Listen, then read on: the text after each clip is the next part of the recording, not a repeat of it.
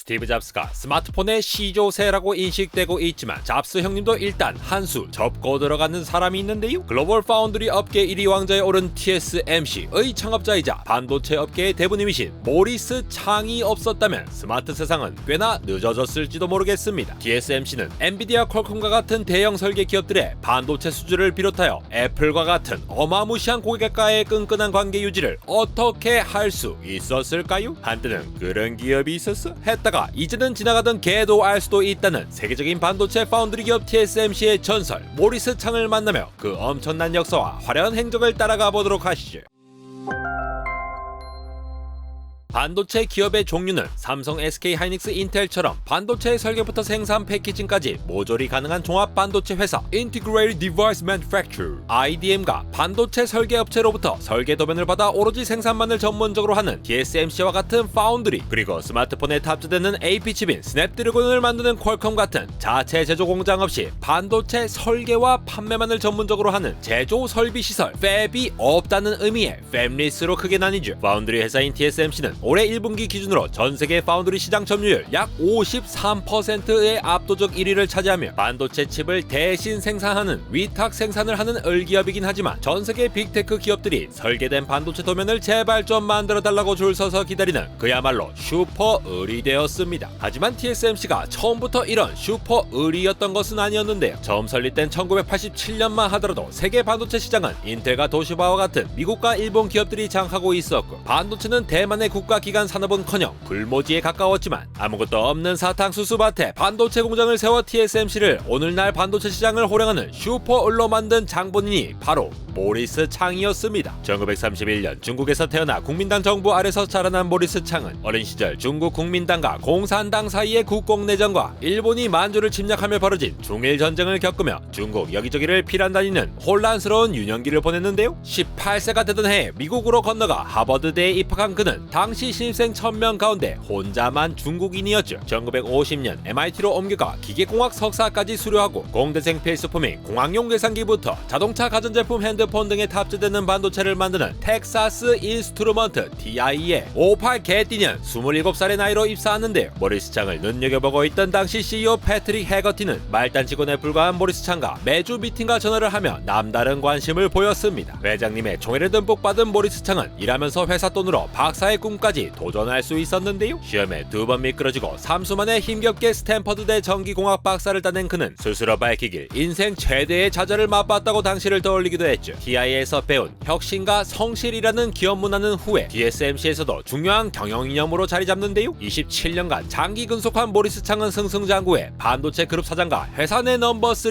부총재 자리까지 오르며 1985년 54세의 나이로 대만 정부의 긴급 SOS를 받고 화려하게 대만으로 금이 환영합니다. 대만의 반도체 산업 육성이라는 막중한 임무를 부여받은 모리스 창은 대만공업기술연구원의 원정으로 초빙받아 정부의 전폭적인 지원 아래 고민을 시작했죠. 어떻게 하면 침체된 대만 경제를 살리고 반도체 산업을 육성할 수 있을까? 당시 반도체 시장은 인텔과 같이 칩의 설계부터 제조까지 모든 과정을 한 기업에서 진행하는 것이 너무나도 당연한 일로 여겨졌는데, 반도체 설계와 생산을 분리할 순 없을까? 라는 발상의 전환을 토해내며 반도체를 설계하는 것이 아니라 설계도를 받아 제조만 하는 반도체 위탁 생산, 즉 파운드리 사업을 떠올리게 됩니다. 당시 이런 파운드리 사업을 하는 업체가 있을 리 만무했고, 파운드리 사업 자체의 성공 가능성에 부정적인 여론이 대다수였는데, 미국에 있을 때 많은 미국 반도체 설계 기술자들이 자신만의 설계 회사를 세우고 싶었지만 위탁 생산 업체가 없어 주저하던 과거를 떠올린 모리스 창은 그냥 자기가 직접 파운드리 회사를 차리기로 결심하였죠. 투자를 받기 위해 모리스 창은 인텔, 미쓰비시, 도시바 등 대기업에 직접 편지를 써 돌렸지만 돌아온 반응은 차갑기만 했는데요. TI 부총재까지 지낸 베테랑 모리스 창에게도 창업은 냉혹한 현실임을 여실히 느끼게 해주었던 시점에서 오직 필립스만이 투자를 하겠다고 연락이 왔습니다. 56세의 노장 모리스 창은 대만 정부의 지원 아래 1987년 세계 최초의 반도체 파운드리 회사를 설립하게 되고, 이 기업은 지금의 전 세계 파운드리 업계 1위인 회사 바로 TSMC가 되죠. TSMC가 성공할 수 있었던 요인 중 하나는 바로 신뢰였습니다. 치열한 반도체 업계의 경쟁에서 반도체 설계도의 기밀 유지는 생명과 누구와도 직결된 문제인데, 이 소중한 설계도를 받아서 반도체를 생산해내는 파운드리 사업이라는 것이 업계 초기에 설계 기밀을 유지하며 생산만 하는 것이 과연 가능이나 한 것인가 라는 의구심이 컸는데요. 그래서 모리스 창은 고객과는 경쟁하지 않아 라는 신념 아래 자체 반도체 개발하는 꿈도 꾸지 않고 오로지 생산만 맡아서 하겠다는 모토 아래 기술 유출을 우려하는 고객사들의 불만을 종식시키려 노력했죠. 직원들이 근무 시간에 핸드폰이나 USB를 휴대하지 못하게 하거나 회사의 자료를 개인 메일함에 보내는 것도 금지시키고, 심지어 화장실에 갈 때도 카드를 찍어야 하는 등의 철저한 관리를 통해 엔비디아, AT&T, 퀄컴 같은 업계의 대형 고객사로부터 신뢰를 얻을 수 있었고, 이는 성공적인 파운드리 사업의 안착으로 이어졌습니다. TSMC의 등장으로 90년대를 주름잡던 일본의 반도체 기업들은 내리막길을 걸었는데요. 빗소리, 압력 등의 아날로그 신호를 IT 기기가 인식할 수 있도록 디지털 신호로 바꿔주는 아날로그 반도체에 주로 사용되는 8인치 웨이퍼와 메모리 반도체에 주로 쓰이는 12인치 웨이퍼가 있는데, TSMC는 2000년 타이난 주변 사탕수수밭이 있던 자리에 당시 전 세계에 단 2곳만 있던 대만 최초의 12인치 웨이퍼 팹을 만듭니다. 모리스 창은 웨이퍼 하나에 만들 수 있는 반도체 칩의 수가 8인치보다 2.25배 더 많아 제조 원가의 30%를 줄일 수 있는 장점을 가진 12인치 웨이퍼로 원가 경쟁력을 확보하기 위해 건설 비용이 8인치 팹에 3배가 더 들어감에도 불구하고 12인치 웨이퍼 팹에 과감히 투자합니다. 이뿐만이 아니라 TSMC 6공장을 12인치와 8인치로 수시로 변경하며 생산 가능하게 설계하여 효율성을 높였고, 인근의 자오퉁대, 칭화대 등에서 많은 인재들을 수급하고 정콩대 공대에 별도의 강좌를 개설해 장학금을 지급하며 긴밀한 산학협력을 하는 등 대만 남부의 공돌이들을 대거 투입해 남부도시 경제에 활력을 불어넣었습니다. 당시에 지역박람회가 열리면 TSMC 부스 앞은 돗대기 시장처럼 붐볐는데요. 2003년에는 0.13 마이크로미터 기술을 개발해 인텔과 삼성전자와 함께 세계 3대 반도체 기업으로 성장하게 되고, IBM, 인텔, 삼성도 이에 질세라 파운드리 사업에 뛰어들며 반도체 경쟁은 더 치열해지죠. TSMC가 한창 폭풍 성장하던 2005년, 모리스 창은 CEO에서 내려와 이사장직에 머무르며 경영 일선에서 물러났는데요. 사실 이때만 해도 이미 75인 모리스 창이 드디어 은퇴하고 편안한 노후 라이프를 즐기나 싶었지만, 2008년 글로벌 금융위기에 칼바람이 불어오고 DMCC를 구하기 위해 백발노장의 모리스 창이 반강제로 다시 등판하게 됩니다. 2009년 CEO로 복귀한 모리스 창은 금융위기로 경쟁력이 떨어지는 웨이퍼 팹을 폐쇄하던 다른 경쟁사들과 달리 이후 반도체 시장에 다시 호황이 올 것이라 예상하고, 이에 맞춰 쏟아질 수요를 미리 대비하지 않으면 주문을 경쟁자들에게 뺏길 것이라 판단하였고, 오히려 과감하게 자본 지출을 늘려 설비 투자를 확대하는 초강수를 둡니다. 회사가 돈이 되는 고부가가치 공정에만 투자하는 것은 회사의 생존력을 약화시킬 것이라 보고, 기존의 강점인 특정 기능을 하는 전자회로 역할을 위해 많은 소자를 하나의 칩 안에 집약한 마이크로칩인 IC 중 스마트폰의 핵심 부품인 APS에는 논리 회로인 로직 IC, 아날로그 IC 등 7개 분야 제품 라인을 늘려 수익을 다각화하는데요. 이뿐만 아니라 어린 친구들이 가지고 노는 저가 완구형 칩만 생산하던 낡은 공장을 개조해 차량 제어용 칩이나 타이어 압력 제어기 등을 생산하여 새로운 이익 창구를 만들고, 직원들이 주 50시간 이상 근무하지 않게 하며 이메일 활용을 더 많이 하는 기업 문화 개혁도 촉구합니다. 특히 업무와 무관하거나 더 이상 불필요한 메일을 차단할 수 있도록 이메일을 다시는 수진하지 않게 했음. 이란 반송 버튼을 사내 이메일 시스템에 도입한 것은 엄청난 업무 효율을 만들어냈죠. 이렇게 글로벌 금융위기를 극복한 구원투수 모리스 창에게 필요한 마지막 퍼즐이 있었으니 그건 바로 애플이었습니다. 아이폰과 아이패드 열풍으로 글로벌 반도체 제조업체들의 판매량이 치솟는 가운데 애플의 주문업체에 자신들만 빠져있는 상황이 애탈 수밖에 없었는데요. 반면에 아이폰 1세대부터 아이폰 4S까지 아이폰의 AP 설계와 공급을 거의 독점하던 삼성은 지금은 상상하기 힘든 애플과의 끈끈한 관계를 유지하며 제대로 애플 코인을 타고 돈방석에 앉아있었죠. 하지만 삼성의 자체 스마트폰인 갤럭시를 시작으로 점점 애플과의 경쟁이 치열해지면서 언제까지나 삼성에 의존할 수 없다고 생각한 애플은 스스로 AP 설계 역량을 키우며 조금씩 삼성으로부터 벗어나 홀로 서기를 준비하기 시작하는데요. 삼성을 대체할 기술력과 생산 능력을 가진 업체는 오직 TSMC만 가능하다는 것을 간파한 모리스 창은 이때를 놓치지 않고 대형 고객 애플의 수주를 따내기 위한 프로젝트를 치밀하게 준비합니다. 모리스 창은 아이폰 6의 AP인 A8 프로세서의 수주를 따내기 위해 2011년부터 100여 명의 엔지니어로 구성된 연구개발팀을 미국 애플 본사에 주둔시키고, 그와 동시에 곧바로 제품 생산이 가능하도록 20나노미터 공정 설비를 준비하는데요. 대량으로 쏟아질 애플의 수요를 감당할 만큼의 충분한 생산 능력을 확보하기 위해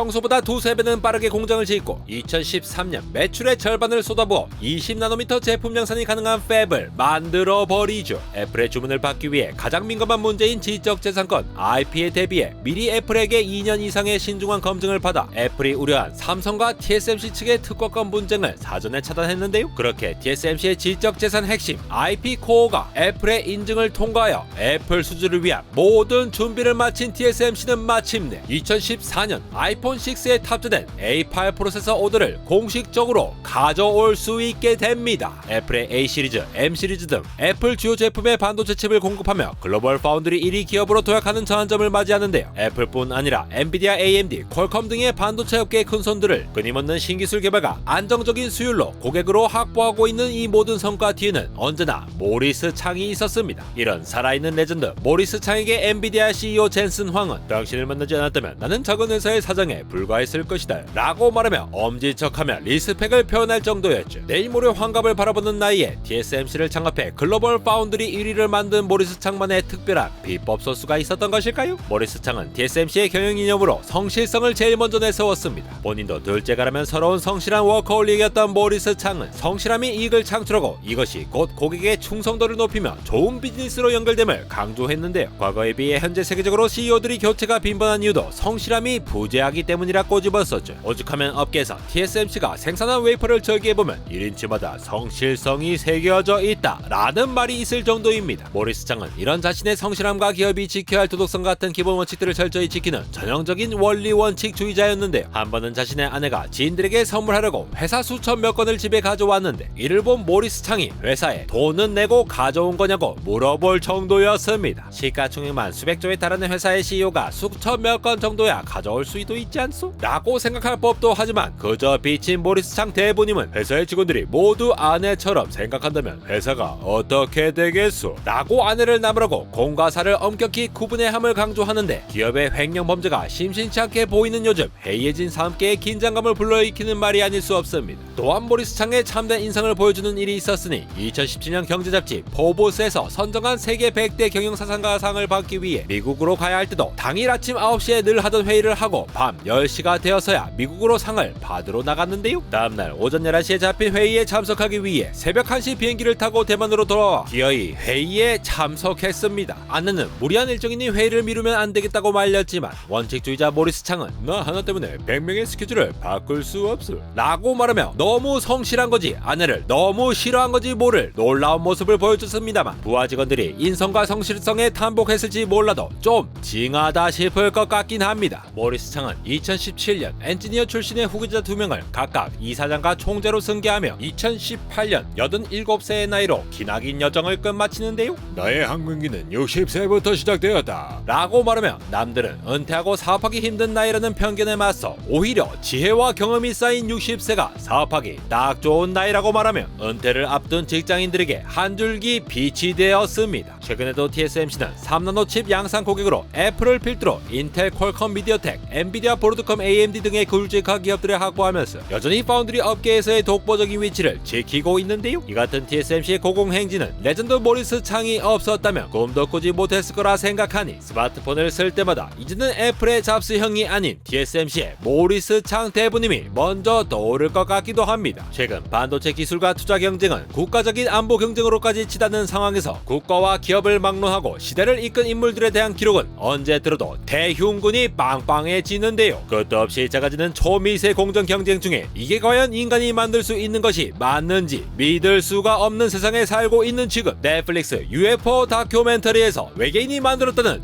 초미세 공정의 물질이 떠올라서 앞으로 수백 년 수천 년 수많은 엔지니어들이 쏟을 땀방울과 눈물방울에 대흉군이 더욱더 빵빵하게 벅차오름을 느끼면서 헬스장으로 달려가 벤치프레스 한 번 할 때마다 좋은지 아픈지 시원한지 나쁜지 모를 괴성을 지르고 있는 안달공학 에러였습니다.